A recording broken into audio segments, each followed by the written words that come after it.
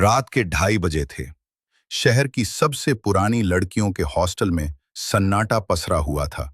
सब कुछ सामान्य लग रहा था, सिवाय उस एक परछाई के जो धीरे धीरे सीढ़ियों की ओर बढ़ रही थी। वो लड़की, रिया, नींद में थी, या शायद किसी और की नींद में। उसकी आंखें अधखुली थीं, चेहरे पर कोई भाव नहीं। वो सीढ़ियां गिनती हुई उतर रही थी। 1, 2, 3, और फिर जैसे ही उसने 13वीं सीढ़ी पर कदम रखा, एक झटका, एक चीख, और फिर खामोशी। अगले दिन अखबारों में सिर्फ यही लिखा था, मानसिक तनाव से एक और छात्रा की मौत। लेकिन ये कहानी वहीं खत्म नहीं होती। आर्या, एक तेज तर्रार क्राइम रिपोर्टर, को जब इस मौत की खबर मिली, उसके कान खड़े हो गए। ये वही हॉस्टल था जहां उसकी छोटी बहन समीरा रहती थी। बिना समय गंवाए आर्या सीधा हॉस्टल पहुंची। समीरा उसे देखकर फूट पड़ी। वो कांप रही थी। उसने कहा, दीदी, यहां कुछ तो है। रात को कोई सीढ़ियों पर चलता है, दरवाजे अपने आप खुलते हैं, और लड़कियां चुपचाप गायब हो रही हैं। कुछ बोलती नहीं, बस बदल जाती हैं।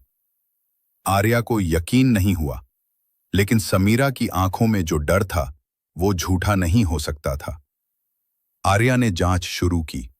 उसने सीढ़ियों की तस्वीरें खींची, हॉस्टल के पुराने रिकॉर्ड देखे, बाकी छात्राओं से बात की, लेकिन हर कोई डरा हुआ था।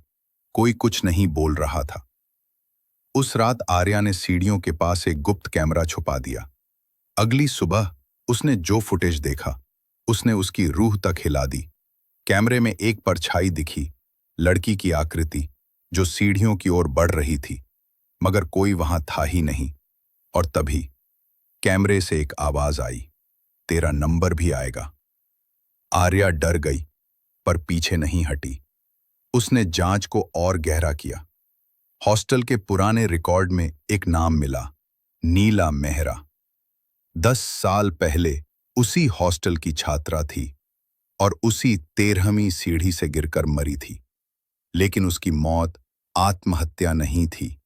रिपोर्ट में लिखा था कि उसने हॉस्टल के पुरुष स्टाफ पर उत्पीड़न का आरोप लगाया था। केस दबा दिया गया था, नीला का नाम मिटा दिया गया। लेकिन शायद उसकी आत्मा अब भी वो सच बोलना चाहती थी, जो कोई सुन नहीं रहा था। आर्या को यकीन हो गया, हॉस्टल में कुछ डरावना नहीं, बल्कि कुछ छिपा हुआ है। और इसी बीच समीरा अचानक गायब हो गई। आर्या पागलों की तरह हॉस्टल के हर कमरे में भागी। समीरा का मोबाइल बंद, रजिस्टर में उसका नाम हटा दिया गया था। कोई मानने को तैयार नहीं था कि वो हॉस्टल में थी। आर्या ने सीसीटीवी खंगाले, लेकिन एक जगह कैमरा गायब था, पुराना स्टोर रूम। आर्या वहां पहुंची। एक दीवार में हल्की सी दरार थी। जब उसने धक्का दिया, दीवार खुली और अंदर एक छोटा सा कमरा था। कमरे के कोने में समीरा बेहोश पड़ी थी। उसके चेहरे पर चोटों के निशान थे, और दीवार पर एक कैमरा झपक रहा था। आर्या ने समीरा को अस्पताल पहुंचाया, और जब समीरा को होश आया, उसने कांपती हुई आवाज में बताया, वो मुझे बोले, प्रिंसिपल बुला रहे हैं। और फिर 3 आदमी थे।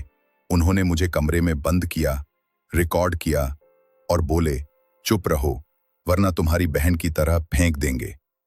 आर्या का खून खौल उठा। इस बार आर्या सिर्फ रिपोर्टर नहीं, बड़ी बहन थी, और गवाह भी।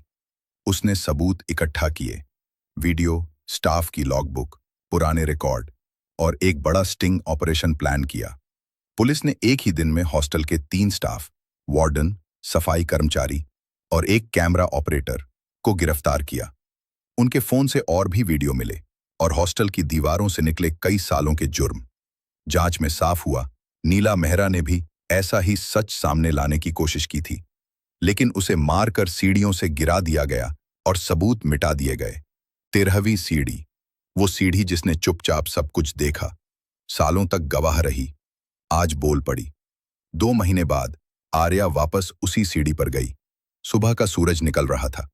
उसने एक एक सीढ़ी गिनी, और जब 13वीं सीढ़ी पर पहुंची, उसने रुक कर कहा, अब कोई लड़की नहीं गिरेगी, अब गिरेंगे वो जो चुप थे, जो छुपाते थे, जो डर से खेलते थे। हवा चली, लेकिन इस बार उसमें डर नहीं था, सिर्फ न्याय की खामोश गूंज थी।